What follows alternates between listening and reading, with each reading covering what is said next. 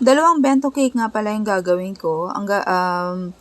Yung size ng bento cake is 4x2. Siyempre, maliit lang talaga siya yung kakasya sa clamshell box, diba?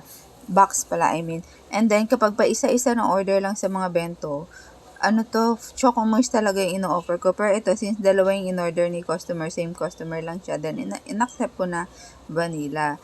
Tapos, ayan nga pala, pag sa mga ganito na mga bento size cake, kahit na same drawing siya or drawing din lang siya pero magkaiba ng details, iba-iba din talaga yung presyo ko, hindi fixed yung rate. Palagi nakadepende sa details. Siyempre, tinatansya ko kung gaano ko siya katagal i-prepare. Diba? Minsan kahit na mas malaki yung cake, mas mura pa kinakalabasan niya compare dito sa maliit kasi nga, nakadepende ako palagi sa details niya. Kagaya niyang pagsulat ng ganyan or paglagay ng border na line na yan, nakakailang ulit talaga ako kasi hindi ko siya ma-perfect. Lagi nagkakaroon ng nginig kapag huminga ako. At ang pangalawa nga pala, Spider-Man yan siya, diba? So, mas mahal to ng konti doon sa syempre ito, dalawa yung kulay niya.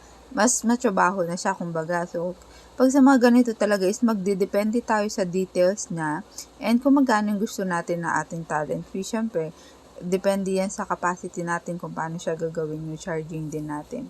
So, ganyan lang naman siya. So far, mabilis lang naman yan siya gawin. Mas madali mag-drawing kapag sa mga ganito na 4 inches diameter lang. Pero kapag sa mas malaki na lang onte, yan for sure malaking time na yung kakainin yan. Kaya, kailangan, mas maganda din talaga yung presyo natin sa mga ganun.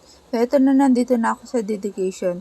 Madali lang naman yan siya so far gawin. Siguro mga 2 hours ko din yata. Yan siya, journaling. Tapos, vanilla nga pala itong cake na to. So, same customer lang siya.